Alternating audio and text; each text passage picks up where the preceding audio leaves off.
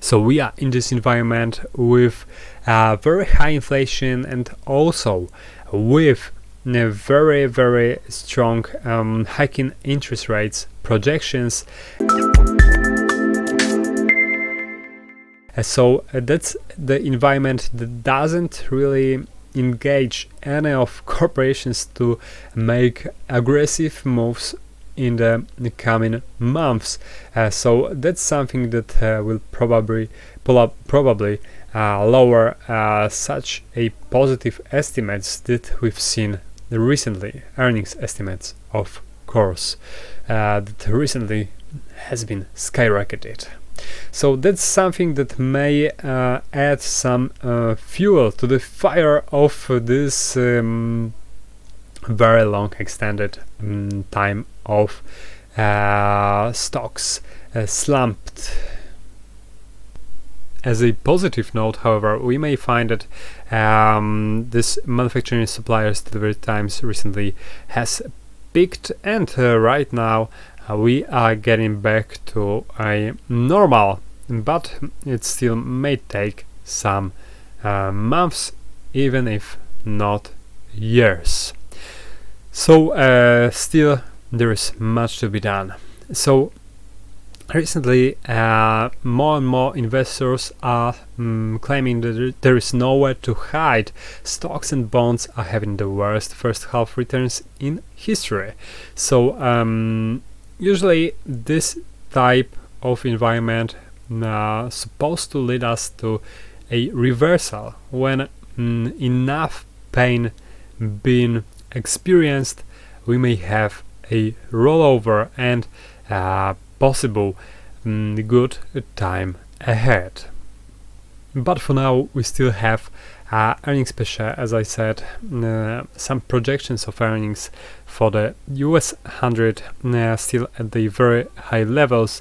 So for now there's supposed to be some cooling of this gauges, and still yet we may have some drops regarding some negative surprises being still yet published. So in terms of where CTERI's US analyst upgrades versus downgrades, we may find that these downgrades are still getting worse and still have a chance to may even worse in the next weeks.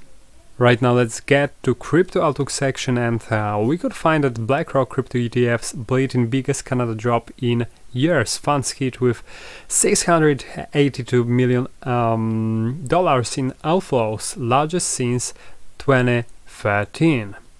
Investors piled into fixed income ETFs despite bond rout. So we can find that net ETF flows in June by category has been the biggest within fixed income. So it means that more and more investors are looking for stability within this hectic time, and there is lower interest in terms of multi-assets, international equity, inverse commodities, crypto asset, US equity or Canadian equity. So crypto assets are within the one that has suffered nearly the most relatively to that not very broad market. It's a massive turnover from this type of investing asset. In terms of projections for the future, Morehead, that is Panthera's CEO, recently said that as for Fed, its manipulation of the bond market is destructive. The central bank hadn't, in nearly a century of its history, ever touched interest rates past the overnight rate, and hadn't loaned almost free money to millions of individuals to speculate on houses. So it looks like we need to pay a very high price for this trying of avoidance of recession back in 2020, when we decided to pump artificially created money into the market, and that shouldn't really end up well. Right now we are paying the price for I would say Fed's stupidity when they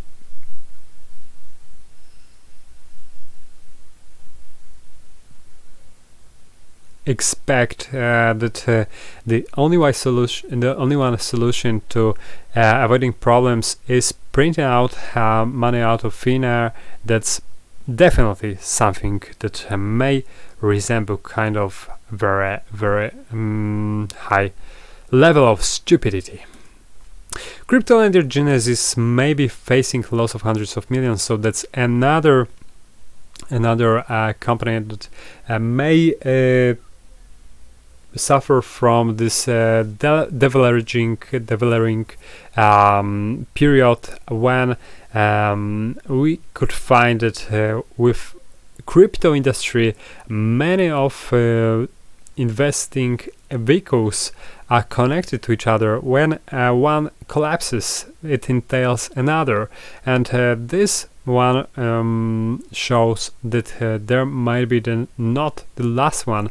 There are still other puzzles that also may tear apart and may go through troubles when this very difficult economic environment is turning up. And we've seen from 3 Arrows that they've been already reprimanded by Singapore over false information, and they are obliged to pay kind of a compensation for the losses they have made. So 3 Arrows Capital, as the one of the Lehman Brothers of cryptos this year, something that may bring even more collapse within next weeks, with this very low sentiment being maintained. So Bank of England, however, says crypto needs tougher rules after $2 trillion drop. So obviously lots of money being wiped out of this market, and that's something that more and more regulators are claiming, that regarding recent volatility in crypto markets, they might be something of a pose of a risk to the overall system. But without action, they said, systemic risks would emerge if crypto assets activity and its connection to banks and other markets continue to grow. So definitely, this time, more than any other time before, we might face a very strict regulations.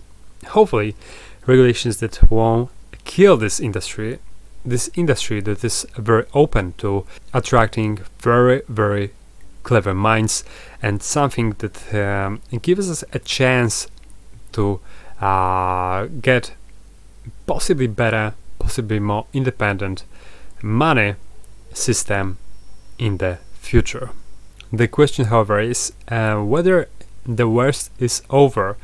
So there are some of the projections. JP Morgan says that there is still some pressure on miners that are suffering from very high energy prices of recent. So that's why there might be still yet a kind of a capitulation of miners on a crypto market, as it was back then in 2018, that has marked the bottom back then in previous market cycle. So this time we've seen that already lots of miners already been capitulated from China, and right over back in the first half of this year in US, but still we not have a certainty that the worst is over. There still might be yet more of the miners decide to resign from this industry, as we find they're still profitable to mine bitcoins, so it's not something that we should be wary of yet. But with this token being profitable to mine at around $10,000 level, when we hit a lower than 15,000 level, there might start another round of panic on the crypto market. So there's still yet probably room to drop, but still we may, in terms of sentiment, be very, very close. But what may set up the bottom on the crypto market? That may be finally accomplishing the issue of receiving this spot Bitcoin ETF after the round of rejections from different companies. But whether it happen within this year, some analysts tend to believe it could be within 9 to 12 months, that decision. So we still need to hang on. There is still possibly a little bit longer winter, crypto winter ahead of us. And how the traders are positioned yet to this? Outstanding options contracts hint at Bitcoin range of 20,000 to 25,000. So there is still possibility that not many investors are counting on that we will drop below 20,000. And as we know, the market is tend to surprise many and reward a few.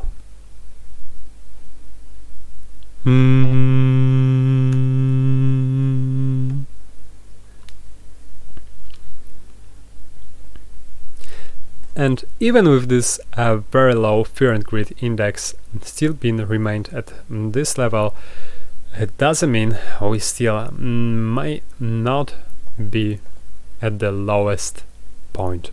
I would like to leave this section with some positivity. We can find that all stable coins that are already at the very high level, already in hands of those that are willing to buy Bitcoin at lower levels. So there is a sign that there is still a chance to have Bitcoins seen on the next highs, with those many believers are waiting with digital dollars, digital stable coins yet on the sideline. So we still hang on for a possible better environment in economy, and probably those stablecoins will defend Bitcoin's price a little bit lower and maybe a bit further in time. So finally we are jumping to trade idea section, and recently I would like to share with you the point that I found, that Goldman Sachs expects a gold target to reach $2,500 by year end. So that's very interesting, especially with this interest rate hike that not allows really gold to get this more positivity, especially with this bearishness that's right now observed from left to right, and gold is one that has suffered recently and will probably suffer if nothing changed. The only one reason right now might be that Fed will turn back from its recent policy of hiking interest rates. Without this, we may find a possible another high at maybe 1800s level, but I would find that it will be very difficult to get once again to these levels of 2000s.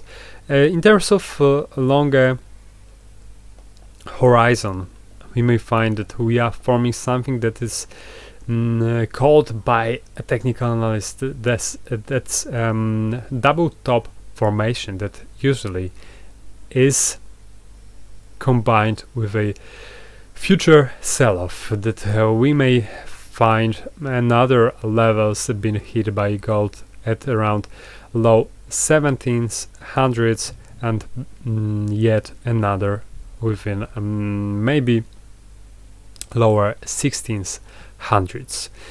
So that's a very difficult way for gold to wake up and get its another wave of interest for now.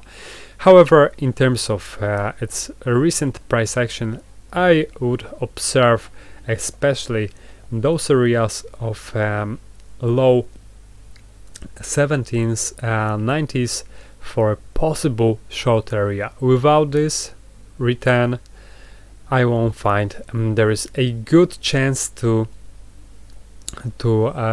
catch this falling knife and ride back over.